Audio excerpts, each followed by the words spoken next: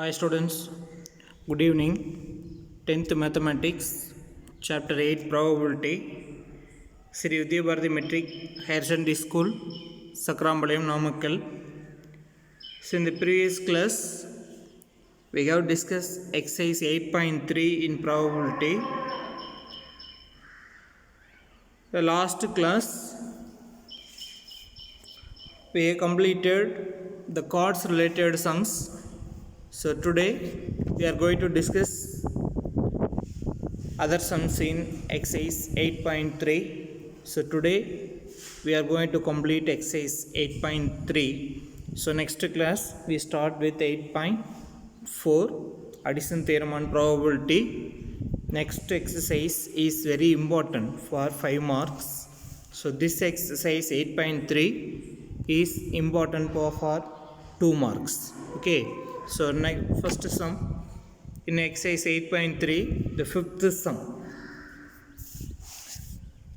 At F here, chords bearing numbers 1 to 1000, one number on one card are put in a box.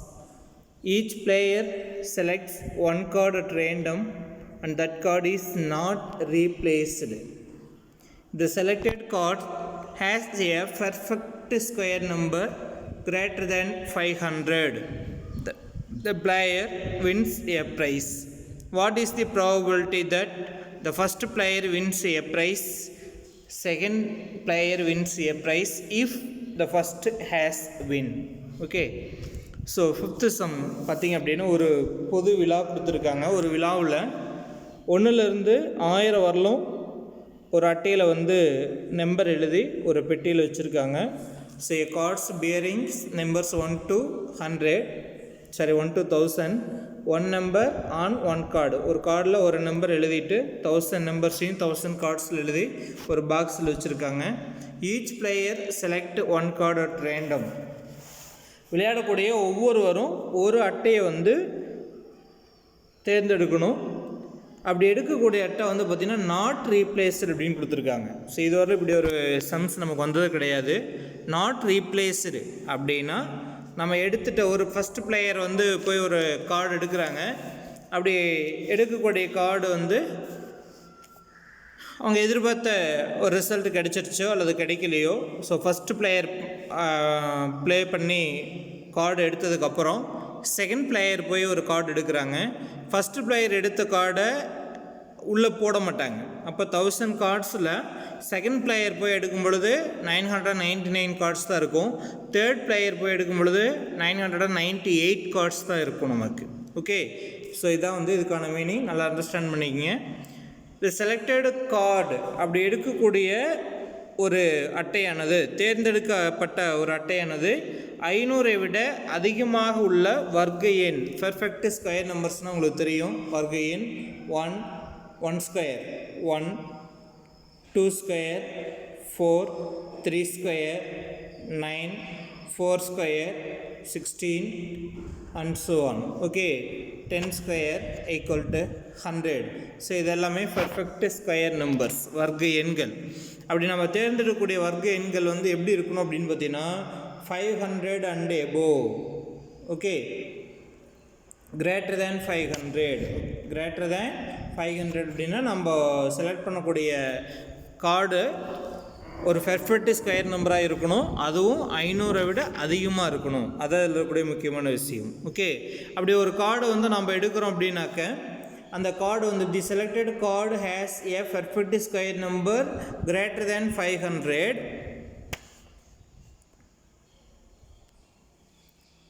Selected card has a perfect square number greater than 500. The players wins a prize. Okay. அப்படி நீங்கள் பாக்ஸில் இருந்து எடுக்கக்கூடிய ஒரு கார்டானது 1000 கார்ட்ஸில் நாம் எடுக்கக்கூடிய ஒரு கார்டானது ஒரு பெர்ஃபெக்ட் ஸ்கொயர் நம்பராகவும் இருக்கணும், அதே சமயத்தில் கிரேட்டர் தேன் 500ஆகவும் இருக்கணும். அப்போ நம்ம எடுக்கக்கூடிய ஒரு கார்டு 500 கீழே வந்தது அப்படின்னாக்க நம்ம ப்ரைஸ் நமக்கு கிடையாது. அப்போது 500க்கு மேலே இருக்கணும். இப்போ 500க்கு மேலேனாக்கா 600 வரலாமா சார் அப்படின்னா வரலாம். பட் ஆனால் பெர்ஃபெக்ட் ஸ்கொயர் நம்பராக அப்படியா இருக்கணும்.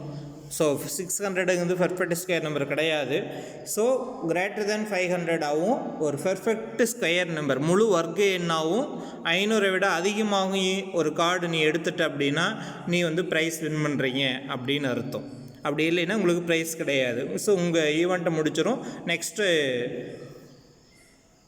பிளேயர் வந்து பார்ட்டிசிபேட் பண்ணுவாங்க. அதுதான் இதனுடைய அர்த்தம். ஓகே, ஸோ கொஸ்டின் என்ன அப்படின்னு பார்த்தீங்கன்னாக்க what is the probability that the first player wins a prize. So ஒரு ஃபஸ்ட்டு பிளேயர் போய் எடுக்கிறாங்க. அந்த ஃபஸ்ட்டு எடுக்கக்கூடிய பிளேயர் வின் பண்ணுறதுக்கு எவ்வளோ சான்ஸ் இருக்குது அப்படிங்கிறது ஃபஸ்ட்டு கொஸ்டின். ஓகே, அடுத்தது the second player wins a prize if the first has win. Okay, so இரண்டாவது விளையாடுபவர் வெற்றி பெறணும். ஆனால் முதலாம் விளையாடுபவர் வெற்றி பெற்ற பிறகு செகண்ட் பிளேயர் வந்து வின் பண்ணுறதுக்கு எவ்வளோ சான்ஸ் இருக்குது அப்படின்னு கேட்குறாங்க. ஓகே, ஏன்னா ஃபஸ்ட்டு பிளேயர் வின் பண்ணும் பொழுது இப்போது பெர்ஃபெக்ட் ஸ்கொயர் நம்பர்ஸ் வந்து பார்த்திங்க அப்படின்னாக்கா 1லேருந்து 1000 வரலும் நமக்கு வந்து எத்தனை பெர்ஃபெக்ட் ஸ்கொயர் இருக்குது அப்படிங்கிறது முதல்ல தெரிஞ்சுக்கணும். அந்த பெர்ஃபெக்ட் ஸ்கொயர் நம்பர்ஸில் 500 அண்ட் எபோ எத்தனை இருக்குது அப்படிங்கிறது தெரிஞ்சுக்கணும். அந்த எபோ 500ல் இருக்கக்கூடிய பெர்ஃபெக்ட் ஸ்கொயர் நம்பர் தான் நமக்கு பாசிபிள் அவுட்கம்ஸ், சரி ஃபேவரபிள் அவுட்கம்ஸ். ஓகே, நமக்கு தேவையான கார்ட்ஸ் அதுதான் 500க்கு மேலே இருக்கக்கூடிய முழு வர்க்க எண்கள். அது எத்தனை இருக்குது அப்படிங்கிறத நமக்கு தெரிஞ்சிருக்கணும்.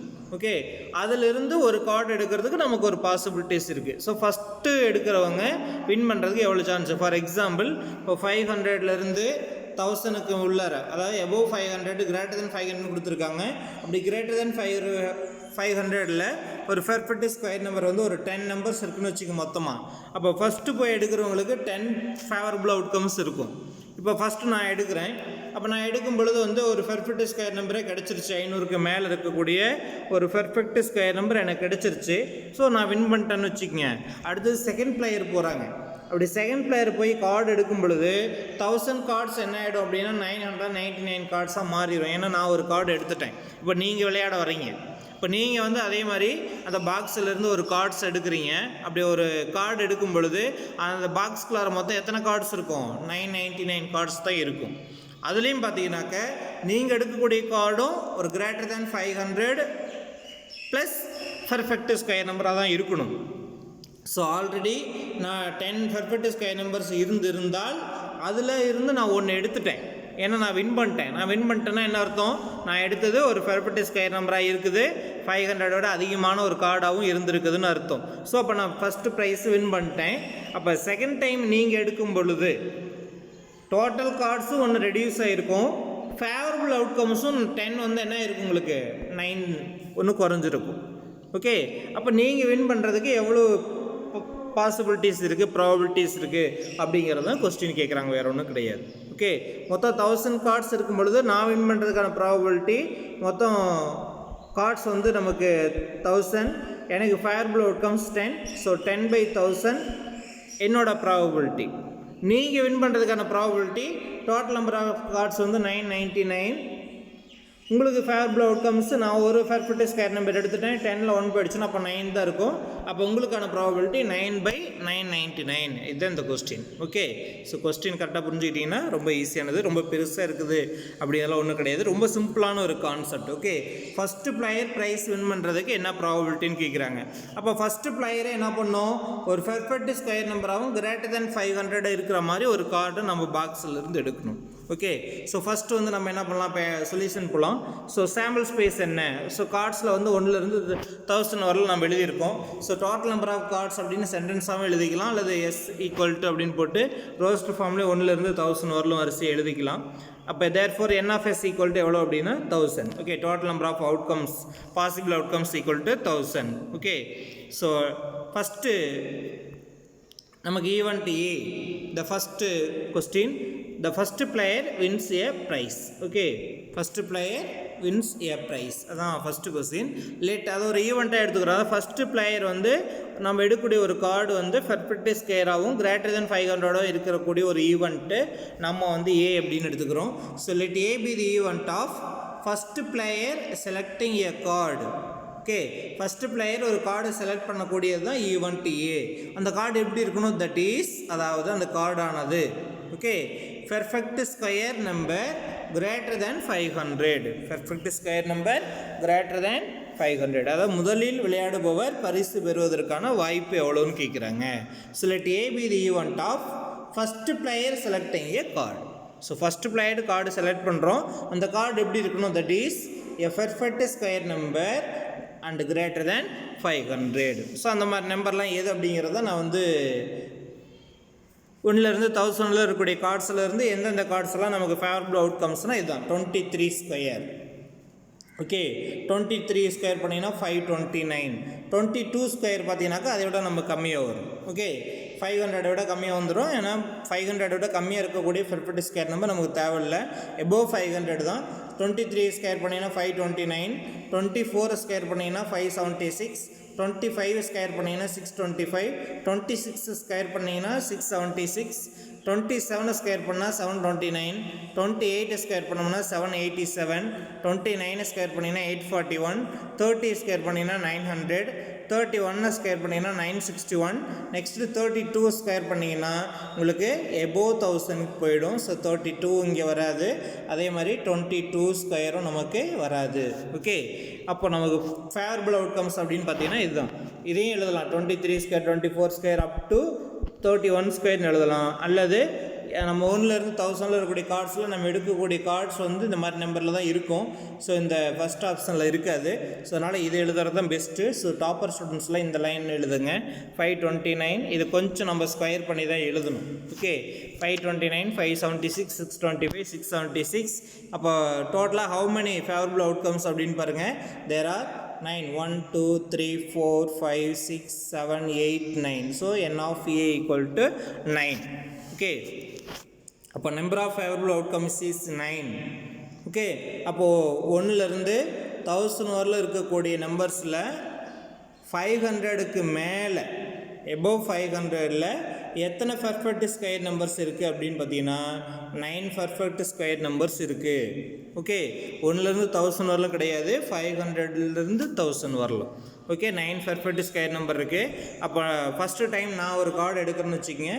அப்போ நான் ப்ரைஸ் வின் பண்ணுறதுக்கான ப்ராபபிலிட்டி எவ்வளவு அப்படின்னு பார்த்தீங்கன்னா P of A equal to N of A by N of S. So number of favorable outcomes 9. So total number of cards is 1000. So the probability for the first player to win a prize is 9 by 1000. Okay, இப்போ புரிஞ்சிருக்குன்னு நினைக்கிறேன். So இதில் வந்து இந்த perfect square number எழுதுறது தான் முக்கியமான விஷயம். Okay, next இதில் second subdivision. The second player wins a prize. Okay, அதை வந்து பிங்கிற ஈவெண்ட்டாக எடுத்துக்கிறோம். Let B be the event of second player wins a prize. Okay, second player wins a prize அப்படின்னா after first player win a prize. First player வந்து prize win பண்ணதுக்கப்புறம் second player வந்து prize win பண்ணுறதுக்கு என்ன probability அப்படின்னு சொல்லி கேட்குறாங்க. அதாவது முதலாம் மாணவர் வெற்றி பெற்ற பிறகு இரண்டாவதாக விளையாடுபவர் வெற்றி பெறுவதற்கு என்ன நிகழ்தகவு, இதுதான் இதுக்கான meaning. Okay, so after event A the total number of remaining cards is 999. So n of s equal to 999. ஏன் அப்படின்னா இப்போ ஃபஸ்ட்டு பிளேயர் நான் விளையாடிருக்கேன் அப்படின்னா எனக்கு ஃபேவரபுளான ஒரு கார்ட்ஸ் வந்து இந்த 9 கார்ட்ஸில் ஒரு கார்ட்ஸ் நமக்கு வந்திருக்கும். ஃபார் எக்ஸாம்பிள் நான் எடுக்கக்கூடிய ஒரு கார்ட்ஸ் வந்து இந்த 625 இருக்குன்னு வச்சுக்கோங்க. நான் எடுக்கக்கூடிய ஒரு கார்டு வந்து 625 வந்திருக்கு. அது 25 ஸ்கொயர் பண்ணால் கிடைக்கிறது தான் நமக்கு 625. அப்போ இது ஒரு பெர்ஃபெக்ட் ஸ்கொயர் நம்பர். நான் ப்ரைஸ் வின் பண்ணிட்டேன். அப்போது இந்த பாசிபிள் அவுட்கம்ஸ் வந்து மொத்தம் 1000. இந்த ஃபேவரபிள் அவுட்கம்ஸ் வந்து நமக்கு அதில் 9 இருக்குது. ஓகே, இப்போ நான் வின் பண்ணதுக்கு அப்புறம் தான் நீங்கள் விளையாடுறீங்க. செகண்ட் பிளேயர் வந்து விளையாட போகிறாங்க. அப்போ அவங்க விளையாடும் பொழுது மொத்தம் எத்தனை கார்ட்ஸ் இருந்திருக்கும் அப்படின்னா நான் எடுத்த கார்ட்ஸை ஃபுல்லாக ரீப்ளேஸ் பண்ணியிருக்க மாட்டேன். ஓகே, அதனால தான் வந்து கொஸ்டின்லேயே கொடுத்துருக்காங்க நாட் ரீப்ளேஸ்டு அப்படின்னு சொல்லி. ஓகே, அட்டையை வந்து எடுத்த அட்டை திரும்ப வைக்கப்படவில்லை அப்படிங்கிறது நம்ம கொடுத்துருப்பாங்க. ஸோ ரிமைனிங் கார்ட்ஸ் மொத்தம் இருக்கக்கூடிய மீதி கார்ட்ஸ் எத்தனைனா 999. அதுதான் n of S. Okay, so first time நான் விளையாடும் பொழுது சாம்பிள் ஸ்பேஸும் நீங்கள் விளையாடும் பொழுது சாம்பிள் ஸ்பேஸும் சேஞ்ச் ஆகும். Okay, 999. Okay, so next after first player win, நான் வின் பண்ணதுக்கப்புறம் the number of remaining perfect square numbers greater than 500 is 8. So நான் விளையாடும் பொழுது எனக்கு ஃபேவரபுளாக எத்தனை அவுட்கம்ஸ் இருந்தது, 9 பர்ஃபெக்ட் ஸ்கொயர் நம்பர்ஸ் இருந்தது. ஸோ எனக்கு ஃபேவரபுளாக 9 ஃபேவரபுள் அவுட்கம்ஸ் இருந்தது. அந்த 9லேருந்து தான் எனக்கு எது கிடைச்சது அப்படின்னா 625 அப்படிங்கிறது ஒன்று நான் கிடைச்ச மாதிரி சொன்னேன். அப்போ அந்த 625 எனக்கு கிடைச்சிருச்சுன்னா அப்போ 9ல் ஒரு அட்டையை நான் எடுத்துட்டேன், 625ங்கிற அட்டையை எடுத்துட்டோம். ஸோ உள்ளுக்குள்ளே மீதி 999 அட்டையில் இந்த 625 மட்டும் இருக்காது. அப்போ பர்ஃபெக்ட் ஸ்கொயர் நம்பர் முழு வர்க்க எண்கள் மொத்தம் 9 இருந்தது. அதில் 1 எடுத்துட்டோம்னா அப்போ மீதி எவ்வளோ இருக்கும், 8 இருக்கும். அதான் இங்கே சென்டென்ஸாக கொடுத்துருக்கோம். After first player win the number of remaining perfect square numbers greater than 500 is 8. therefore n of b is 8. அதாவது உங்களுடைய ஃபேவரபிள் அவுட்கம்ஸ் எத்தனை அப்படின்னா உங்களுக்கு 8 அவுட்கம்ஸ் இருக்குது. எனக்கு 9 இருந்தது, உங்களுக்கு 8 தான் இருக்கும். அப்போ p of b equal to formula n of b by n of s. 8 by 999. The probability of second player wins a prize is 8 by 999. So first player win பண்ணுறதுக்கான probability 9 by 1000. Okay, so total number of cards வந்து நமக்கு 1000. அதிலிருந்து நான் ஒரு card எடுத்துட்டேன், அது உங்களுக்கு 999 மாறுது. ஃபேவரபிள் அவுட்கம்ஸும் டோட்டலாக 9 இருக்குது. எபோவ் 500ல் அதுலேயும் நான் ஒன்று எடுத்துட்டேன், அப்போ உங்களுக்கு 8 ஆயிடுது. ஸோ 8 by 999 தான் வந்து question number 5. Okay, so next question number 14. இது ஒரு காயின் ரிலேட்டட் சம்ஸ் தான், ரொம்ப ஈஸியான ஒரு சம்மு. கொஸ்டினை ஃபஸ்ட்டு நல்லா புரிஞ்சுக்கிட்டீங்க அப்படின்னாக்க ரொம்ப ஈஸியாக போயிடும். ஃபஸ்ட்டு கொஸ்டின் வந்து என்ன கொடுத்துருக்காங்க அப்படின்னு சொல்லி பாருங்கள். In a game the entry fees is 150 rupees. Okay, ஒரு கேமு, அந்த என்ன கேமுங்கிறத அப்புறம் பார்த்துலாம். அந்த கேமோட என்ட்ரி ஃபீஸ் வந்து 150 rupees. ஓகே, ஒரு விளையாட்டிற்கான நுழைவு கட்டணம் ரூபாய் 150. ஓகே, த கேம் என்ன அப்படின்னு பார்த்தீங்கன்னாக்கா the game consist of tossing a 3 coin. கேமே வந்து என்ன அப்படின்னு பார்த்தீங்கன்னா 3 காயின்ஸ் டாஸ் பண்ணுறது தான் ஒரு கேம். ஓகே, ஸோ தனா அப்படிங்கிறவங்க ஒரு என்ட்ரி டிக்கெட் வாங்குறாங்க. ஓகே, 3 முறை ஒரு நாணயம் வந்து சுண்டப்படுகிறது, அதுதான் ஒரு விளையாட்டு. தனா ஒரு நுழைவு சீட்டை வந்து வாங்குகிறாள். இப்போ தான் வந்து கண்டிஷன் கொடுத்துருக்காங்க, இதை நல்லா கவனிச்சிக்கங்க. இதுதான் இதில் இருக்கக்கூடிய முக்கியமான விஷயம். Okay, if 1 or 2 heads so இப்போ நீங்கள் அந்த தனா அப்படிங்கிறவங்க ஒரு டிக்கெட் வாங்கிட்டாங்க 150 ரூபா கொடுத்து. இப்போ 3 காயினை வந்து அவங்க டாஸ் பண்ண போகிறாங்க. ஓகே, அப்படி டாஸ் பண்ணும் பொழுது பாருங்கள் 1 or 2 heads. ஸோ ஒரு ஹெட்டு அல்லது 2 heads. ஓகே, so C heads her entry fees back. Okay, நீங்கள் காயினை டாஸ் பண்ணும் பொழுது 3 காயினை டாஸ் பண்ண போகிறீங்க. அப்படி 3 காயினை டாஸ் பண்ணும் பொழுது ஒரு தலையோ அல்லது 2 தலையோ விழுந்தால், ஸோ 3 காயின்ஸ் டாஸ் பண்ணும் பொழுது ஒரு ஹெட்டோ அல்லது 2 ஹெட்டோ விழுந்ததுன்னா நீங்கள் என்ட்ரி ஃபீஸு திரும்ப வாங்கிக்கலாம். நுழைவு கட்டணத்தை திரும்பி 150 ரூபாய் திரும்பி வாங்கிட்டு போயிடலாம். Okay, next if C throws 3 heads. Okay, இப்போ 3 காயின் டாஸ் பண்ணுறீங்க, 3 காயின்லையுமே தலை விழுதுன்னு வச்சுக்கோங்க, 3 தலை கிடைக்குது. C throws 3 heads C receives double the entry fees.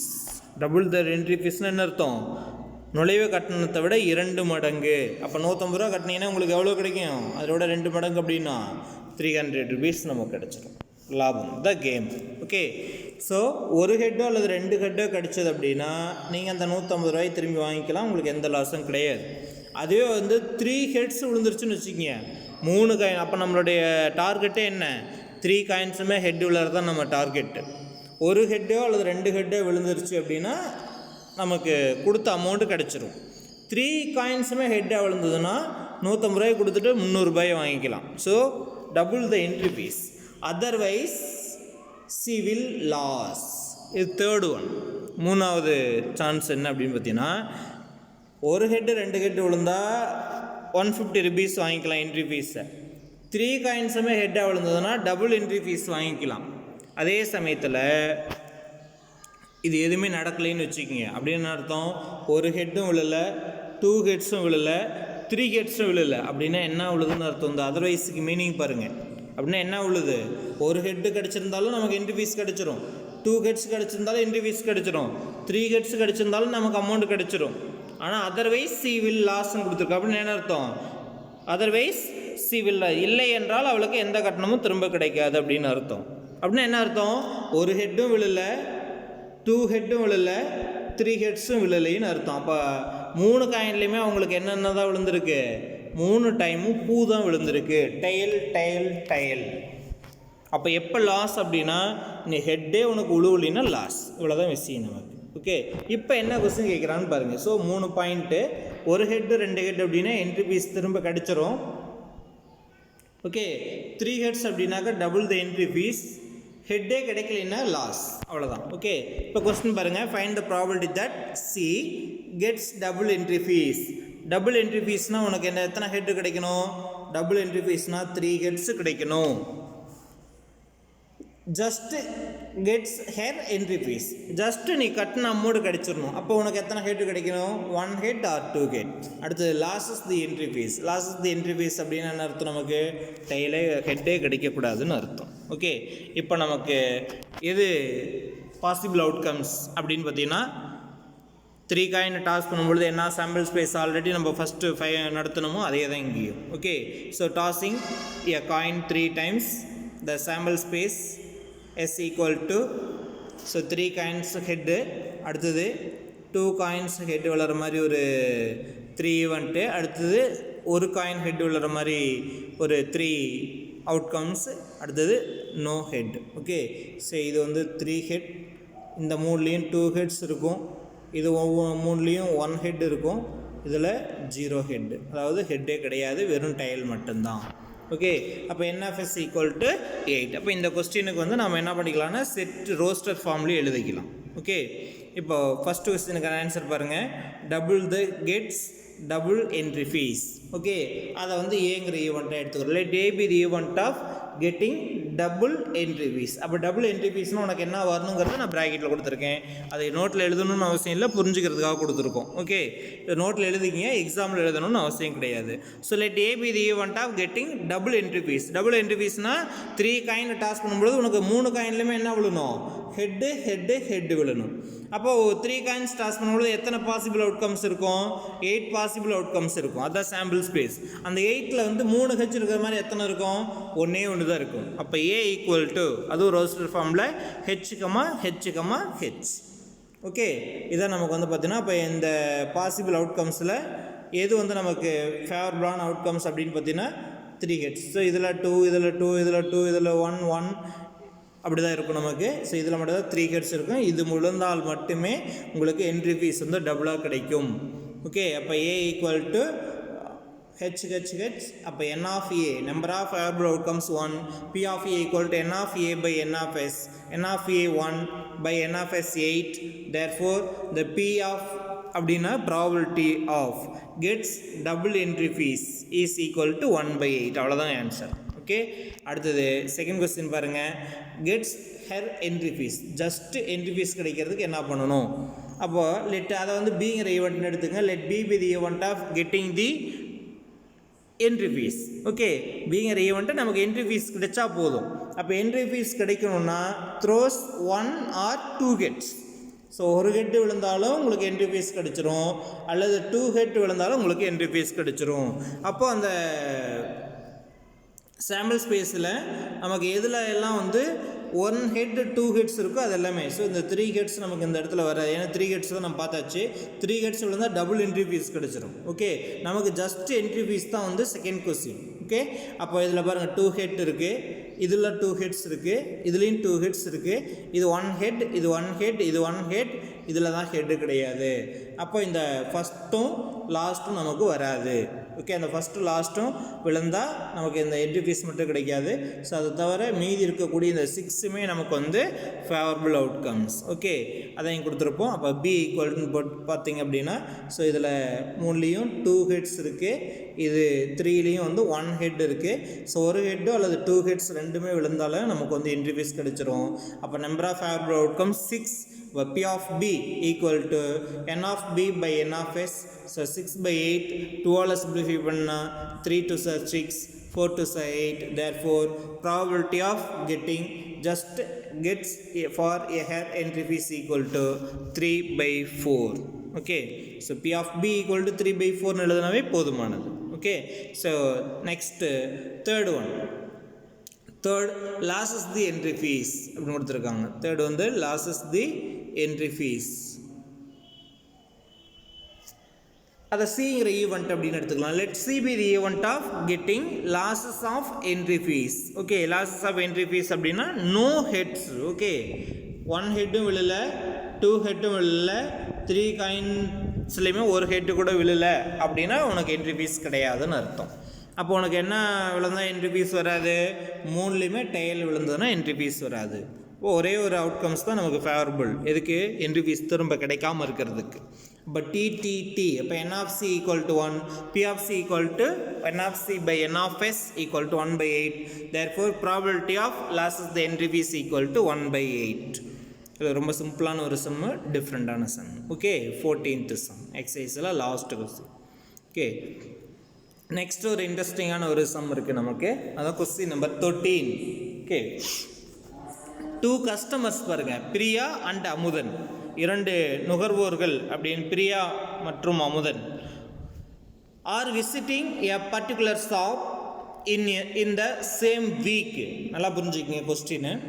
2 customer இருக்காங்க, பிரியா ஒருத்தர் அமுதன் ஒருத்தர், 2 பேரும் வந்து ஒரு கடைக்கு போகிறாங்க. ஓகே, அந்த கடைக்கு வந்து பார்த்திங்கன்னா ஒரு குறிப்பிட்ட வீக், ஒரு வாரம்.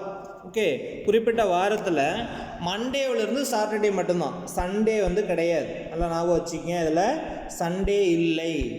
Okay, so 2 customers Priya and Amudar are visiting a shop in a same week, Monday to Friday.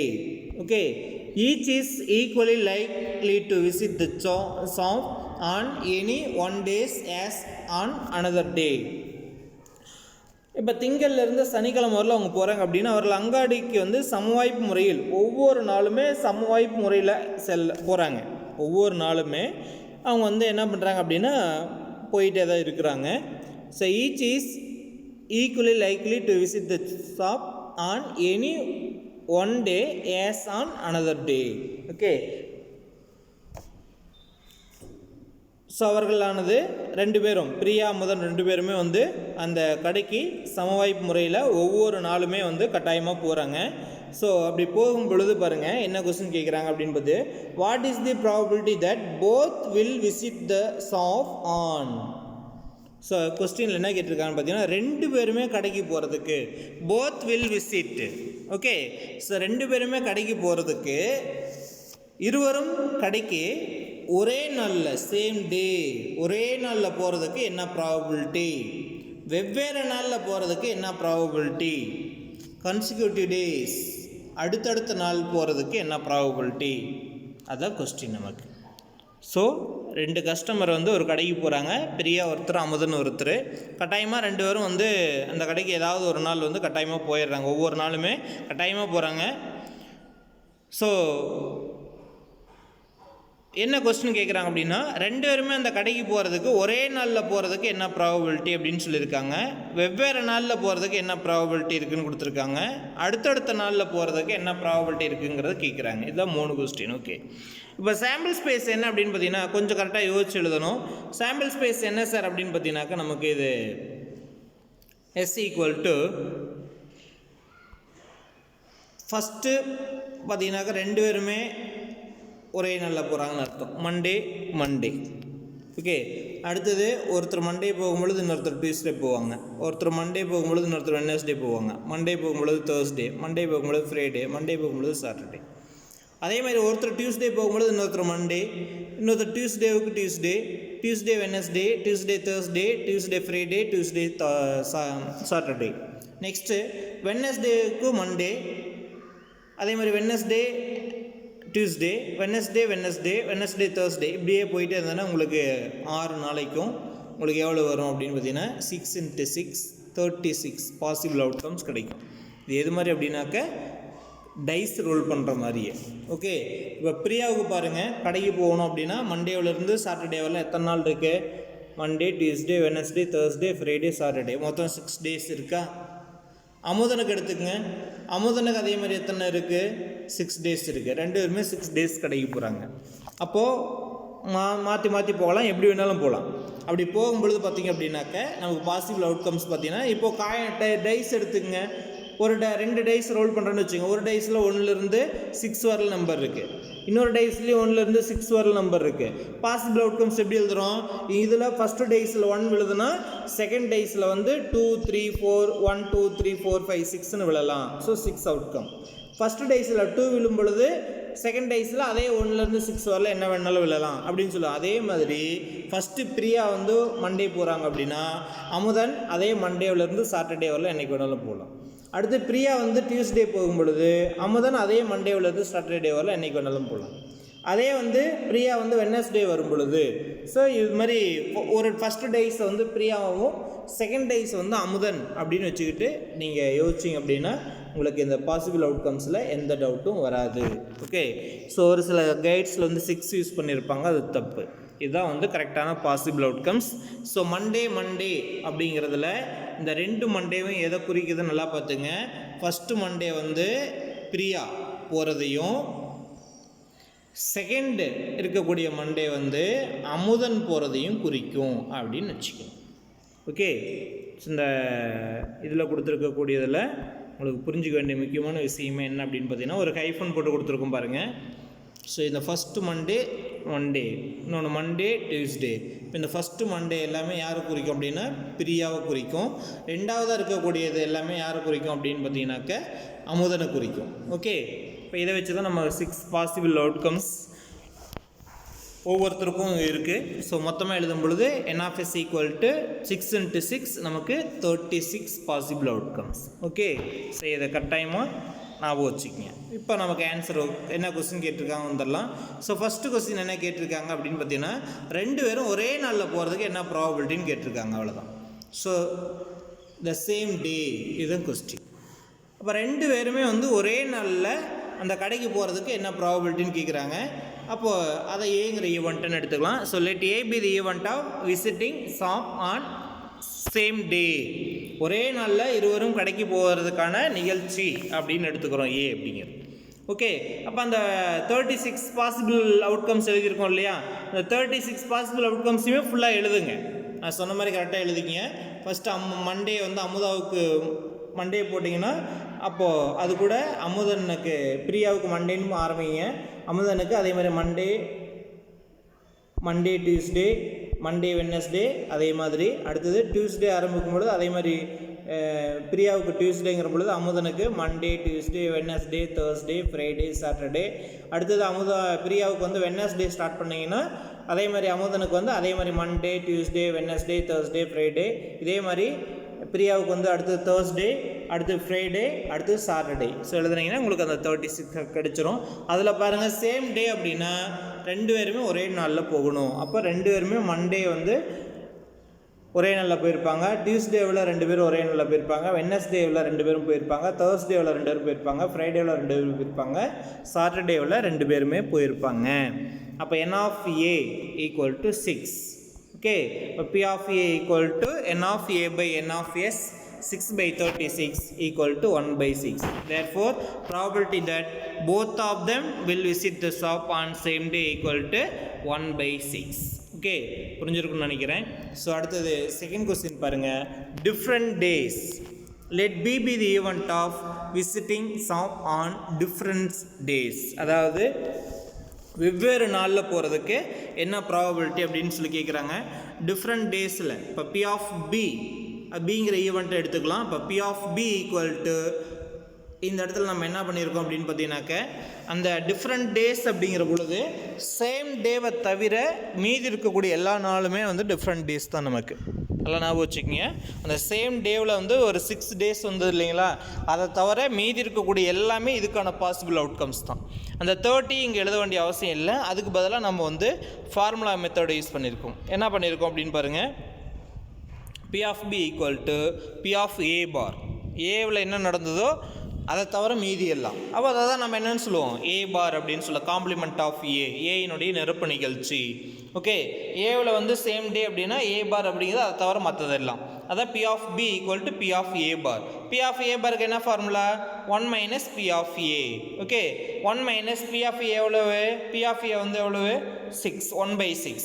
அப்போ 1 மைனஸ் 1/6 எல்சிஎம் எடுத்திங்கனாக்க 1 மைனஸ் 1/6 பை 1 போட்டு cross multiplication 6 into 1 6 minus 1/6 6 minus 1 5/6. Second கொஸ்டினுக்கு சிம்பிளாக ஆன்சர் முடிச்சிடலாம். ஓகே, அடுத்த தேர்ட் கொஸ்டின் பாருங்கள். Consecutive days அப்படின்னா பிரியாவும் அமுதனும் அடுத்தடுத்த நாள் போகிறாங்க. ஓகே, அடுத்தடுத்த நாள் வர மாதிரி அங்கே என்னென்ன அவுட்கம்ஸ் எல்லாம் அடுத்தடுத்த நாளில் இருக்குது அப்படின்னு என்ன அர்த்தம்? இப்போ பிரியா வந்து மண்டே போகிறாங்கன்னா அமுதன் வந்து டியூஸ்டே போகணும். அடுத்தது பிரியா வந்து டியூஸ்டே போகிறாங்கன்னா அமுதன் வந்து வெட்னஸ்டே போகணும். பிரியா வெட்னஸ்டே போனால் அமுதன் வந்து தேர்ஸ்டே போகணும். இந்த மாதிரி எழுதுனீங்கன்னா அந்த அவுட்கம்ஸில் பாருங்கள், Monday Tuesday, Tuesday Wednesday, Wednesday Thursday, Thursday Friday, Friday Saturday. Okay, so இதுலேயும் ஃபஸ்ட் இருக்கிறவங்கலாம் பிரியாவும், செகண்ட் இருக்கக்கூடிய டே வந்து அமுதன் போகக்கூடிய டேவையும் குறிக்கும். So C equal to Monday Tuesday, Tuesday Wednesday, Wednesday Thursday, Thursday Friday, Friday Saturday. Okay, அப்போ என் ஆஃப் சி ஈக்குவல் டு 5. அப்போ p of C equal to N of C by N of S equal to 5/36. Okay, therefore probability that both of them will visit the shop in consecutive days equal to 5/36. Okay, so ரெண்டு பேரும் அடுத்தடுத்த நாள் வந்து கடைக்கு போகிறதுக்கான நிகழ்தகவு எவ்வளோ அப்படின்னா 5/36. ஓகே, ஸோ இந்த சம் புரிஞ்சிருக்குன்னு நினைக்கிறேன். ஸோ நல்லா தெளிவாக பார்த்துக்குங்க. சாம்பிள் ஸ்பேஸ் என்னங்கிறது ரொம்ப முக்கியம். அது தெளிவாக தெரிஞ்சிருச்சு அப்படின்னா கட்டாயமாக ஆன்சர் வந்து ஈஸியாக எழுதிடலாம். இதில் டிஃப்ரெண்ட் டேவுக்கு மட்டும் நம்ம வித்தியாசமாக கொடுத்துருக்கோம். ஸோ இதை கரெக்டாக ஃபாலோ பண்ணிக்கிங்க. ஓகே, ஸோ லாஸ்ட் சம் பாருங்கள். இது ஒரு 2 மார்க்கில் ஒரு முக்கியமான ஒரு சம் நமக்கு. A is an event of random experiment such that P of A is to P of A bar equal to 17:15 and N of S equal to 640. Then find P of A bar and the second one N of A. இதெல்லாமே formula orient நமக்கு கான்செப்ட்லாம் முடிஞ்சிருச்சு. So கிவனில் பாருங்கள், P of A is to P of A bar equal to 17:15, N of S equal to 640. Okay, number of possible outcomes 640. P of A is to P of A bar அப்படின்னு என்ன அர்த்தம்? P of A by P of A bar அப்படின்னு அர்த்தம்.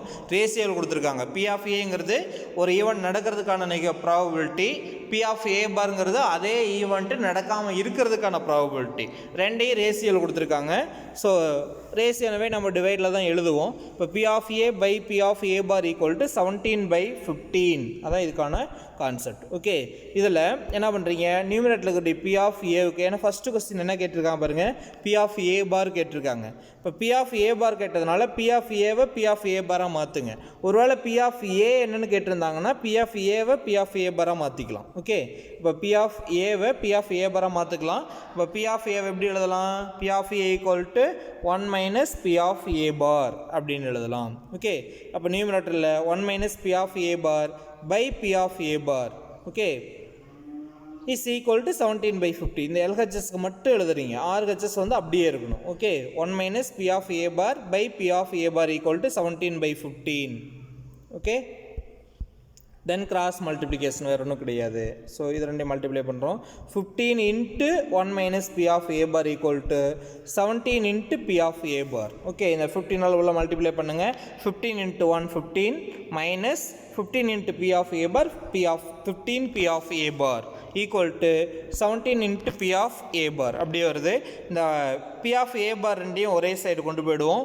So -15 P of A bar இருந்தாலும் போச்சுன்னா +15 P of A bar மாறுது. So இந்த side 15 அப்படியே இருக்குது.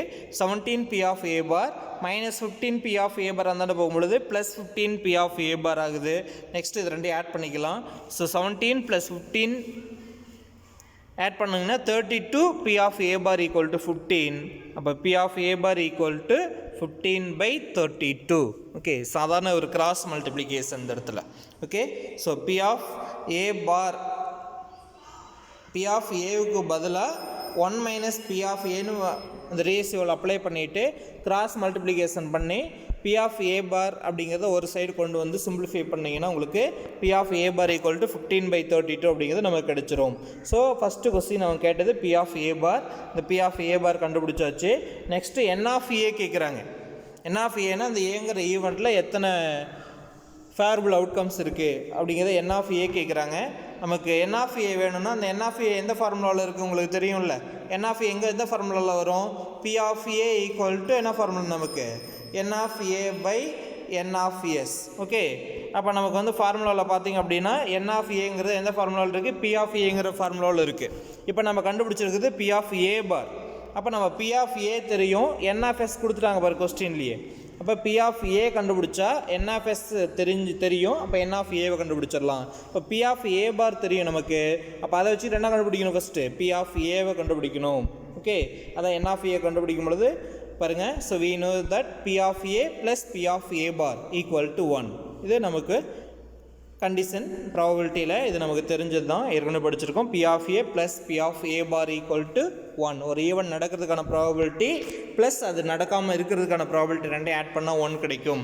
So p of A equal to p of A bar இருந்தாலும் போனால் மைனஸ் ஆகிடும். 1 minus p of A bar, 1 minus p of A bar எவ்வளவு? 15/32. ஸோ எல்சிஎம் எடுத்திங்கனாக்க பை 1 போட்டு cross multiplication 32 minus 15/32. So 17/32. That is p of A. Okay, so p of A bar 15/32. அதை வச்சுக்கிட்டு நம்ம என்ன கண்டுபிடிச்சாச்சு? p ஆஃப் ஏவை கண்டுபிடிச்சாச்சு. p ஆஃப் ஏ அப்படிங்கிறது 17/32. ஸோ அந்த p ஆஃப் ஏ வச்சு நம்ம n ஆஃப் எஸ் கண்டுபிடிச்சிடலாம். p of A equal to 17/32 gives. இந்த p ஆஃப் ஏவுக்கு பதிலாக எல்ஹெச்எஸ்க்கு ஃபார்முலா அப்ளை பண்ணுங்கள், எல்ஹெச்எஸ்க்கு மட்டும். So n of A by n of S equal to 17/32. Okay, p of A எவ்வளோங்கிறத கண்டுபிடிச்சிருக்கோம், அதில் எல்ஹெச்எஸ்க்கு மட்டும் ஃபார்முலா அப்ளை பண்ணுங்கள். p of A equal to n of A by n of S equal to 17/32. இந்த n ஆஃப் எஸ்க்கு பதிலாக என்ன substitute பண்ணிக்கலாம்? 640. ஏன்னா கொஸ்டின்லேயே கிவனில் கொடுத்துருக்காங்க n of S equal to 640. Okay, so we apply n of S equal to 640, then cross multiplication 32 into n of A. அல்லது n of ஏ மட்டும் இந்தாண்டு வச்சுக்கிட்டு இந்த 640 இந்தாண்டு வந்தால் டிவைடில் இருக்கிற பக்கம் வரும்பொழுது மல்டிப்ளாவாக மாறும். அப்போ n of A equal to 17/32 into 640. Okay, இதை சிம்பிளிஃபை பண்ணலாம். 132 is 32, 232 64, so 0. Okay, 17 into 20 equal to எவ்வளோ? 340. Therefore n of A equal to 340. Okay, இது வந்து நமக்கு கொஸ்டின் நம்பர் 3rd. ஓகே, 2 மார்க்கில் ரொம்ப முக்கியமான ஒன்று. p ஆஃப் ஏ பார் என்ன? n ஆஃப் ஏ எவ்வளவு கண்டுபிடிக்கிறது. p ஆஃப் ஏவையும் p ஆஃப் ஏ பாரையும் நமக்கு ரேஷியோவில் கொடுத்துருக்காங்க. p ஆஃப் ஏ பாருக்கு பதிலாக என்ன கேட்கலாம்? நமக்கு p ஆஃப் ஏவும் கேட்கலாம். ஓகே, p ஆஃப் ஏ கேட்டாங்கன்னா நம்ம என்ன பண்ணிக்கணும்? இந்த p ஆஃப் ஏ பாருக்கு பதிலாக டினாமினேட்டரில் 1 மைனஸ் p ஆஃப் ஏன்னு அப்ளை பண்ணிக்கணும். பண்ணிங்கன்னா உங்களுக்கு கிடச்சிடும். ஓகே, ஸோ இதோட உங்களுக்கு எக்ஸசைஸ் 1.3 வந்து நம்ம ஃபுல்லாக கம்ப்ளீட் பண்ணியாச்சு. ஸோ இந்த எக்ஸசைஸ் 1.3 வந்து 2 மார்க்ஸ் வந்து ரொம்ப ரொம்ப முக்கியம். சப்டிவிஷனோட கேட்டாங்கன்னா 5 மார்க் கேட்பாங்க, அல்லது மோஸ்ட்லி நமக்கு வந்து எக்ஸசைஸ் 8.3ல் 2 மார்க்ஸ் வந்து கன்ஃபார்மாக 2 மார்க் வந்து கட்டாயமாக கேட்பாங்க. ஸோ இதில் இருக்கக்கூடிய எக்ஸசைஸில் இருக்கக்கூடிய 2 மார்க்ஸ் எல்லா சமயமே நல்லா ஒர்க் அவுட் பண்ணி ப்ராக்டிஸ் பண்ணுங்கள். ஸோ நெக்ஸ்ட்டு எக்ஸசைஸ் வந்து 8.4 அடிஷன் தியரம் அண்ட் ப்ராபபிலிட்டி. அந்த 8.4 எல்லாமே வந்து டோட்டலாக பார்த்திங்க அப்படின்னாக்கா எல்லாமே கிட்டத்தட்ட 5 மார்க்ஸ் தான் நமக்கு.